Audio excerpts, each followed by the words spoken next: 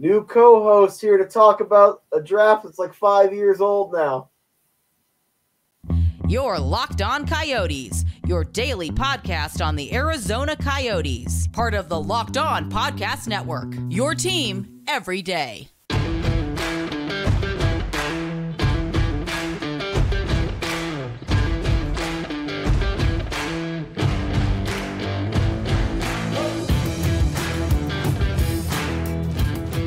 Welcome to the show, everybody. This is Locked On Coyotes, #1 daily podcast on the Arizona Coyotes.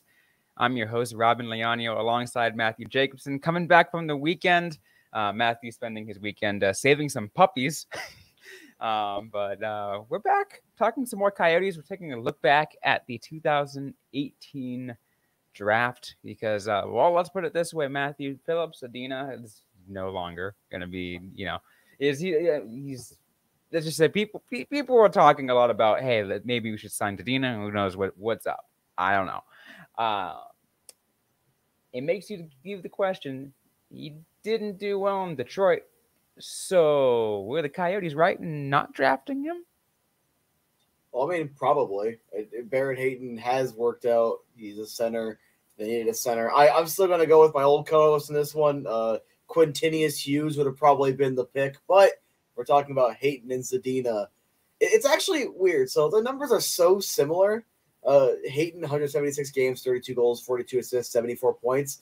Filip Zadina, 190 games, 28 goals, 40 assists, 68 points. I know, baby. I know you're tired. It's so similar that it's weird, but also Zadina has kind of more baggage around him. And, of course, him being – his contract terminated, and I actually kind of have to respect him a little bit, where he didn't want to essentially have to kind of drag it where he was at and where he was unwanted. He left some money on the table to potentially sign elsewhere. I was kind of wondering if maybe the Coyotes would be interested in getting a little forward depth with him, which would have been kind of funny, actually. You would not only make the quote-unquote correct pick in Barrett Hayton, but also end up getting Zadina anyway. And maybe you could do something with that. Maybe you can't. Definitely not at, what was it, $4 million he had before when the contract was terminated. A pretty decent cap, but maybe there might be some now, maybe not. But I don't know. With how similar they are, how high they were picked, and how one of them still is with the team that drafted them and is looked upon more favorably. It's still probably too early to tell as a whole, but I do feel comfortable saying Barrett Hayton was probably the better of the two. I mean, it is. We're looking at a 5-year look back, right? Mm-hmm. And that's generally when a lot of people start to do redrafts, and we'll probably maybe get to a redraft and see exactly what could have been. We'll get that later in the show, but it's interesting because I feel like, in the sense that when you made the comparison on stats, I feel like the difference being is like, Zadina was like, they kept trying him and it just kept, and they plugged him into a bunch of different times in the lineup, and it just never really worked out with Detroit, and I feel like they probably didn't fit as well. In the case of Hayton, is he started off pretty poor. Everyone knows that, and I think a lot of people were ready to give up on him, and then eventually a couple years, he's really shown himself. So I think that's why I think you're right. It might still a little bit early because, hey, maybe we're still hung on Barrett Hayton, right? Like maybe he's he's improving, but how long can he keep this up still? 5 years is, again, when we usually do a redraft, but I feel like with Hayton, there's still a lot of unknowns. But I think at this time, I can say I'm pretty confident in saying, I feel like, drafting Hayton was a better pick. And when you look in hindsight, well, a better pick in the context of he's still with the team, he's still improving. Like I was mentioning, looked upon favorably. Hayton is looked on more favorably now than Zadina. Where Zadina, the national perspective seems to be, it's just not working. Whereas with Barrett Hayton, the perspective is he's starting to get it together, whereas his ceiling, there's a lot of aspects in which it is the better pick, also having a center over a winger. they're always going to value that. It is what it is. And again, team need still being on the team. There are many aspects to look at it where it is the better of the two picks. I just don't want to show too much disrespect to Zadina because it's still entirely possible. He's still young. He can still make it in the league. Just sometimes you get drafted into a bad situation, or you get drafted into a situation that you aren't going to flourish in, or you just need that change of scenery because a few things aren't going right, and it could just be incompatibilities. So like I said, I don't want to be too disrespectful to Zadina. I know it's easy to meme on the I will fill the net with pucks quote that he had. I like the confidence. Same thing with Josh Rosen with the Cardinals drafted, I think 5 years ago, actually. I like the confidence. I like the arrogance. A little bit of cockiness is fun, but you have to deliver or else it looks really bad. Oh, yeah, absolutely. And I feel like at the time, and I think this is the reason why there's so much discussion about it, because at the time, so many people were criticizing the Coyotes for picking Hayton, because a lot of people have hate. This is in a similar situation to what we're going on right now, right? Everyone's taking like, oh, this was more of a reach. Why would you pick Hayton when Zadina was still on the board? Mm-hmm. Hey, we're running into this again this year, but now we're looking 5 years in the past. It's something that happened 5 years ago, and we're having this discussion now. I wonder where those people are right now. Those people that criticize that pick. Probably not going to talk about it too much because in reality we have I hate this hole we keep finding ourselves falling in, the trap that we always find ourselves falling in, where every single draft we have the hyped, we have guys we're high on, guys we're low on, and then if the projections don't go right, we kind of just abandon it, or we kind of just pretend we never had the thoughts we had. And you see it so often, and so many people still fall for the same trap of, oh man, that is a reach. It's a consensus.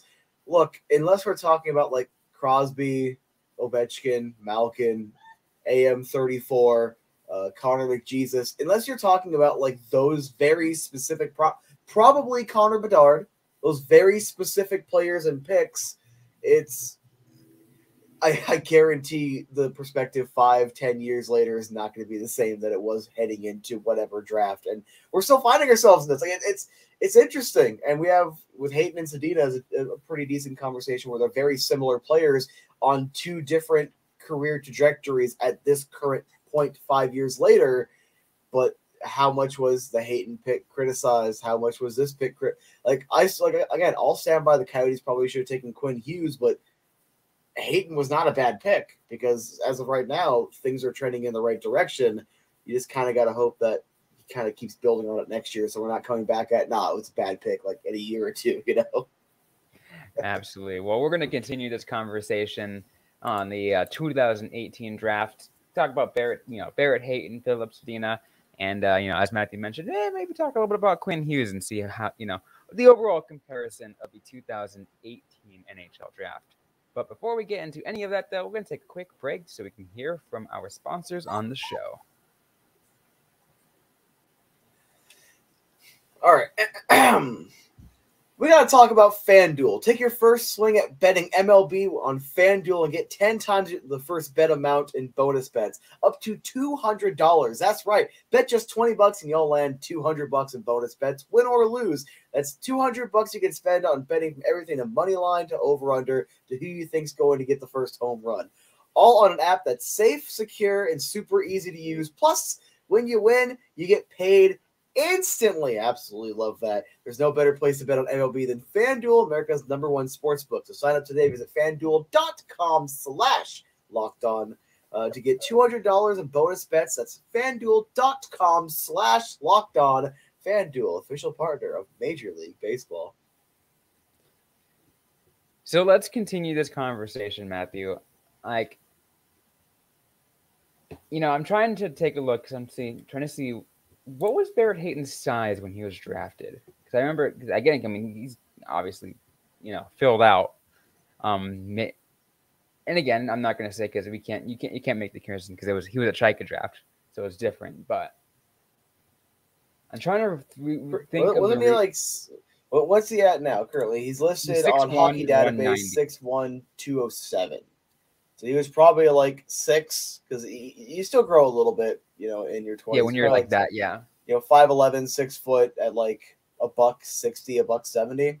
So he has put on some weight, obviously. So it's, I don't know. He's filling out more as an NHL center, despite that it kind of felt like they were going to mess up his development for a little bit because he made the initial team, what was it, in 2018-19, but didn't really play. He made the opening night roster, but was a healthy scratch to get a feel for the big leagues when he probably could have used that time a little more productively to either play a couple of games to see where he's got to be or just play back in juniors.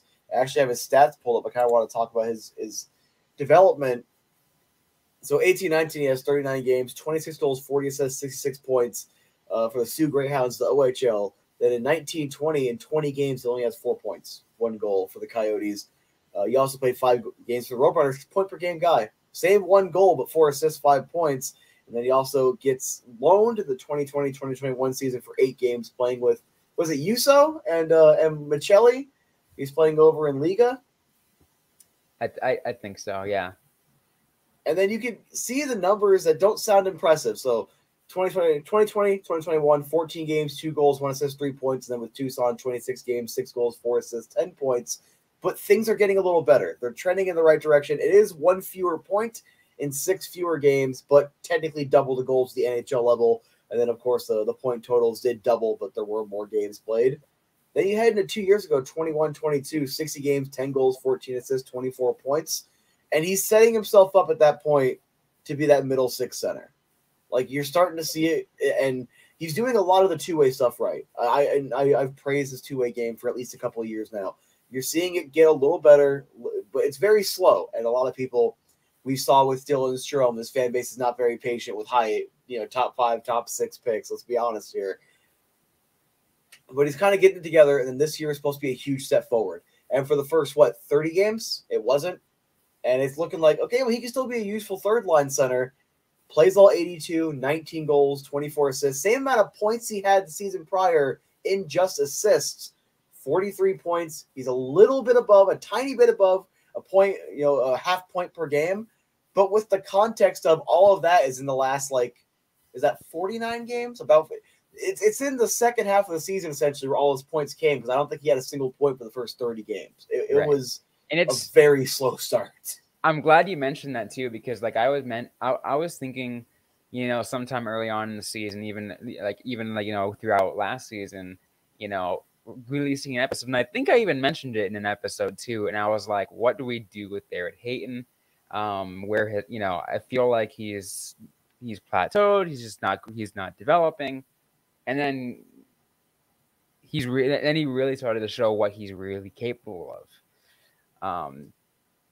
It could have been a difference of who he's coaching with, maybe a difference in whatever it might have been. But he really proved that step to me. I feel like he proved it to a lot of people. I feel like maybe kind of knowing that maybe held a grudge, because I'm understanding that so many people were criticizing him for not developing the way he should have been, especially for a top 5 pick. Like I say, because again, he was picked at number 5 in 2018. So I feel like there's a lot of expectation for what he should have been. And to be fair, when you're picked between Brady Tkachuk, who is a very solid NHL forward, first line forward, and Quinn Hughes, who is a very solid first pair defenseman, to be completely fair, players don't, and I will maintain this, players don't pick where they're selected. And there needs to be, after a certain amount of time, the expectation for what they should be versus what they are does need to be reevaluated. Right. But I also do get it, because he showed a lot of that upside, and you saw bits and pieces, small flashes, a couple good plays, a good breakaway goal here or there, a couple really good passes. And I don't think he got enough credit for the two-way stuff. And, big context last year. And again, people kept dogging on it because lack of points. He was constantly playing against the top 6 of the other team. And to a certain extent, a lot of the top lines, and playing serviceable. His plus-minus last year was a -5 on a team that was not good defensively, and that's why I love the plus-minus stat. It's a team stat, yes, but there's that context of who's on the team. what players had a really bad plus minus, what players were just on unfortunate lines, unfortunate matchups, what players just were playing poorly, and what players were trying to elevate or doing the small things to elevate. And to an extent, I think Barrett Hayton was right there with a lot of it. And I feel like he finally got a little more recognition as the points started happening, but I kind of feel like that is what it is at this point. But such an interesting player and a really solid two-way player that if he still ends up being that third-line center, that just tells you the Coyotes have Austin Matthews and Logan Cooley. Because who is going to be good enough if he continues this path, being about a half point per game guy, 40 to 60 point guy, who's going to knock him out of the number 2 center role on this team? I don't see it in the system right now unless you're getting like a really big free agent, because if he just maintains where he's at, that's pretty good value for 5th overall. Yeah, it's not a knockout, but that's still good value. I mean, someone might make the argument for Geeky later on, but I feel like Geeky will like, for the sake of making sure that Hayton gets the minutes that he deserves. Mm-hmm. You slide Geeky over the wing, and I mentioned this several times over the last year. Like that, like no matter how many times someone might tell me, "Hey, no, Geeky is a center," like no, when he's with the Coyotes, there's almost without a doubt he's going to be a winger. Log jam the center, and centers can play wing.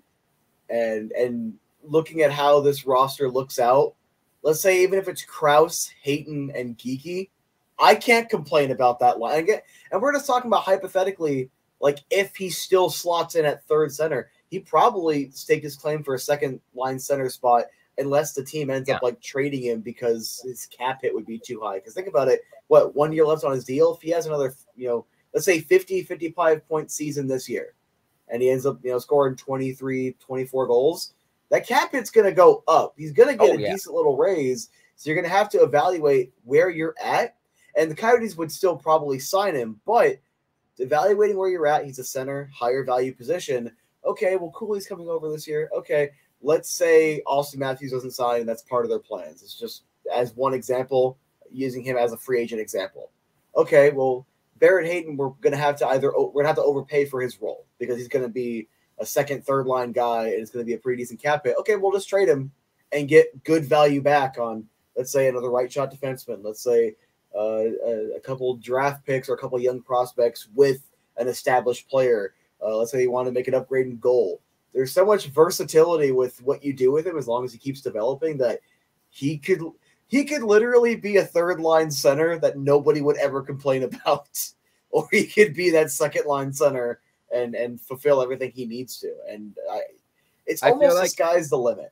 I feel like as a center, I feel like he is for a team like the Coyotes, he is like that perfect middle six center, right? Mm-hmm. You can easily go up, play up to second line minutes, but can sit comfortably at third line center. Yeah, and the only downside is that if they see him as your third line center, that's still going to be a guy who gets you about 15 goals a year, probably around 35, 40 points. You need that to anchor your top 9. That is something that is very valuable. 100%. The numbers would go down a little bit because he's not playing with Clayton Keller. He's not playing with Nick Schmaltz. He's not playing with your first line minutes, but the numbers would still be good. It all depends on what the long-term projections are, because again, if he has like a 50, 55 point season upcoming, a wrench will be thrown into this, because then where do you slot him and Cooley if you want to also make that big move for your number 1 center? Or do you see Cooley as a number 1, Hayton as the number 2, and you pay him, around that cap hit, and now he is your top 6 anchor, not having to really deal with going down any lower? I don't know. I'm very interested, because this season can either be a disaster or it could be a disaster because he's going to improve and now it's going to be a headache to figure out what the long-term plan is, or he's going to improve and it's a contract year. And how do you figure out how to pay him after a contract year? It's going to get interesting. By then, you can only hope a couple of things happens. One, the Coyotes start willing to spend some money. And 2, the cap. I mean, I don't think 2 won't even matter because the Coyotes don't even get near the cap. But just let's just go back to one. Just one. The Coyotes are willing to spend more money, which is a big if. And it seems like, I mean, they are incrementally looking to get more competitive. They're going to be, we know, I feel like we know this year they're going to be better than last. Mm-hmm. Last year they were better than the previous year, surprisingly. We thought they were supposed to be really bad. Y'all thought. I had faith. Oh, okay. But I mean, that just gives you an idea. Yeah. And I guess we'll end this segment off with just, this has been such an interesting prospect development because, you probably took the wrong guy. Oh, he's not going to develop. Oh, look how slow he's developing. Actually, he's got some two-way upside, but he's not scoring. Oh, wow, that could be your first-line center. I still think that's a little hyperbolic because it was a very good stretch. I just don't know how much that will maintain and translate. But if it does, you're in a very good position. And if it doesn't, you still have that middle six center, probably second-line center. Worst case scenario, he takes a step back, and it's just that defensive third-line center. It's so interesting with him. It is so interesting because, like, this kid has been a overhyped bust, the future first-line center, a guy that doesn't know how to score but is useful in the bottom six, to maybe he's our first-line center again in, like, a 2-year span. It's a really curious case for Barrett Hayton. But let's go ahead and let's do just a quick, training, thought exercise here, Matt, as we do, like, let's say like a redraft of the top. What do you think? 10? Well, yeah, let's do 10 or 15. Yeah. Okay. Well, let's do that. I feel like because I feel like not much changes, not a whole lot changes in the top 5. But it's probably still Dahlin and Svechnikov. They probably still go number 1 and 2. Yeah, and I feel like Brady Tkachuk, I think, will probably slide up to 3. Yeah, I can agree there. And then Kotkaniemi goes to what, 4 or 5? Because he doesn't drop much. He still has really solid stats, but he's more of like. I think Kotkaniemi would go to 5, and I feel like Hughes would actually fill up that 4 spot. Yeah, Hughes has been really good. He's been fantastic. I know my former co-host was really high on Quinn Hughes, and he's like, "Oh my God, they're trading up. They're going to get Quinn Hughes. They're going to get Quinn Hughes." Yeah. So we're at the top 5. It's basically the same minus Hayton and Zadina. I actually because I also want to look at the rest of the draft, even like later picks. What do you think about a guy like Igor Sharangovich jumping up into the first round? Because he has pretty solid stats in games played so far since, and he played in the KHL, so I'm assuming that's why he dropped a little bit. But, I mean, do you think he goes as high as like 15? Or do you think it's kind of irrelevant for the conversation? I think it's hard to. I mean, it's that's.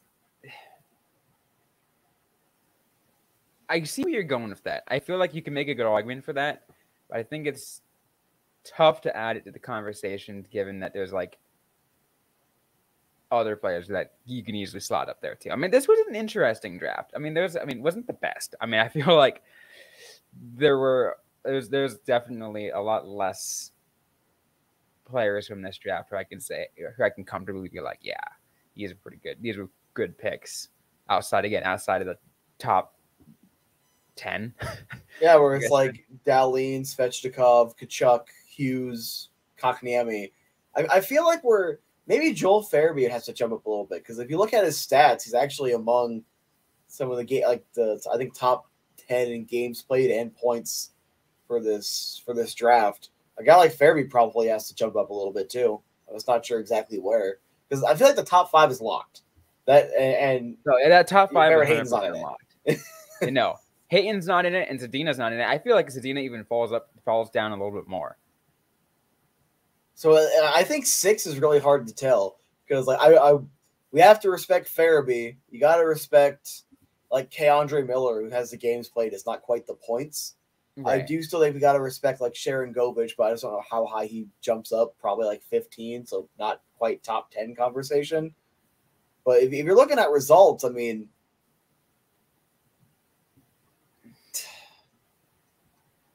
do you look at like Farabee or Bouchard jumping up more?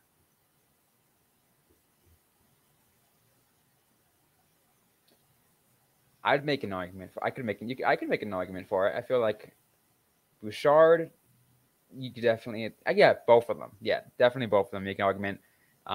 Into the top 10. Yeah, I'd say so. Into the top, like probably like barely squeaking top 10. This ended up being a defensive draft. I think this ended up being a pretty good first round for defensemen when you look at it. I mean, this was that kind of draft that just ended up being that way, right? Poor Ryan Merkley. I don't know. I feel like 6 is hard because I want to put Hayton there because he's on the rise. And I feel like that will look good in hindsight. I feel like Hayton probably could have been like at around like 8. 8, 9. 8, probably 9, yeah. Is the best possible spot for him. I feel like the expectations would be better too. If he went at like 9th overall, I feel like the expectations would be so much more manageable at this point. Oh, yeah. No, I feel like a lot of people wouldn't have considered 2 years in, oh, he's a bust. Right? Worst player ever. Can't believe we passed up on XYZ player. And then it's like, oh, man, he's a franchise savior. And again, even for someone like me, I can admit when I was wrong, I was getting ready to give up on Barrett Hayton even last year, like I said. So, I guess I just saw it a little differently. Like I was just like, I had that philosophy where again, like players don't pick where they're drafted. And there has to be that cutoff point where you have to separate where they were taken to look at what they are at this point. And I don't know if I just was ready to look at him as that two-way center with some good scoring depth or not, but I feel like he's kind of meeting my expectations as how I'm looking at him as a player. But definitely, I'd probably have something different to say when the draft was fresh because I think I was confused when it first happened. I think my channel was in the infancy, the 2018 draft. I mean, I was just starting, doing my upward, finally getting the groove of my college radio show, doing all things hockey. I think I remember around then too. Talking about the comparison between the hype around Zadina too, and then wow, the difference. At the thing, you think how much 5 years has changed. Yeah, even just how fast like a year changed. Like Vitaly Kravtsov went to a guy that still had a lot of upside that I wanted the Coyotes to pick up because we had room in our top 9. Till he goes to Vancouver and then signs elsewhere almost immediately. And it's like he even still has that upside, but we've consensus Dahlin, Svechnikov, Kachuk, Hughes, Kotkaniemi. I'll just give my next 5 and you give your next 5, so that way we can not drag it out too long. I think I have to respect Farabee at 6 just because he has the numbers in this draft. So it'd be like Farabee, Hayton, probably K-Andre Miller. Surprisingly, Lundstrom has the games played numbers, and he's a center. So that obviously means a lot. So I think that's 9. And then I still feel like Zadina would have been picked in the top 10, even with hindsight, because he still had the tools and the upside. He's not a bad hockey player or anything. Yeah, absolutely. And, I was trying to think of, any other top 10 other than those. I feel like I'm trying to look at it and I'm like, based off of my, I got to agree with you. I feel like I just cannot disagree with that top 10. And it could change in another 5 years because other guys could get more of an opportunity. I mean, like I said, I still think Sharon Govich should be considered a little more, but I don't remember the context behind the 2018 draft. So there could have been a reason why he dropped so low. But I feel like you got to respect a lot of the games played as well, especially by the defensemen. Like K-Andre Miller, 214 games already in the NHL. It does not feel like it. Even Rasmus Sandin at $1.59. Like, that is not a bad young defenseman. And it looks like, Washington? Washington's the one that got him at the deadline, unless I'm remembering incorrectly. Yeah. Here, I can click on it right here, actually. Rasmus Sandin. Yep, Washington, 15 points, 12 assists in 19 games with them. He always had that upside. In like 3 years, he could also have made a case to be in the top 10. You know what's funny? Guys. Like when you mentioned Sandine, I remember. I feel like I'm not sure if we said it on this show, but I feel like I think it was on this show because I feel like our colleagues over at the Locked On Maple Leafs podcast at the time like sent over a proposal, or they did a proposal on their show of what a Chychrun trade would have looked like. This was pre-Chychrun trade, even preseason, and I think Sandine was part of the package, and I feel like at the time Carl and I were like, okay. I feel like you're going in the right direction here because you know what the Coyotes' needs are, and I feel like we can work this. We still did a counter proposal. I think that might have included that, but it's just a little bit more. But I like Sandin too. I feel like he could have, he probably could have moved up into the top 15 as well, just because I feel like he's like as a defenseman, he's played pretty well. Yeah, I probably just. I think even some of the Toronto fans that I consume some content on will agree he didn't really either work out the best or get the best possible role with Toronto because they're a win now team. He's a young defenseman. It's not illogical. It's not like you screwed him or anything. Yeah. Can I just say it's kind of funny. The best defenseman in the draft is Rasmus Dahlin. At the end of the draft, end of the first round, Rasmus Sandin. And they're both some of the better defensemen in the draft. I think that's little tiny things that match up, make my brain go satisfaction. Yeah, and then my one of my favorite things too is the fact that after Dahlin joined the Sabres had both Rasmus Dahlin and Rasmus Ristolainen. They had two Rasmuses, and I'm just like. They offloaded Risto to Philly, didn't they? Tough scene. Yeah. Anyway, we're definitely over time. All right, I'll admit that. But TLDR, Barrett Hayton's a good player. Some of y'all need to just chill when it comes to draft picks just based exclusively on where they were taken. And what a difference 5 years makes. Even just a couple years, because this kid is – within the fan base, the general consensus within the fan base has kind of changed on this kid so much in a very small amount of time. Oh, the roller coaster has been absolutely insane. And it just tells you how much difference a prospect can potentially show their ceiling and really develop. So, and that brings us full circle to this past draft. Let's not get too into any criticisms of whoever the Coyotes picked. We had some guys who were pretty high on them, some guys are pretty low on them, but only time will tell exactly what kind of players they will be. We still got a few years to even find out. But that's going to be it for today's episode of the Locked On Coyotes podcast. If you like what you heard, don't forget to leave a review, comment, subscribe if you have yet to already. We're available everywhere you get your podcasts, including on YouTube and the SiriusXM radio app.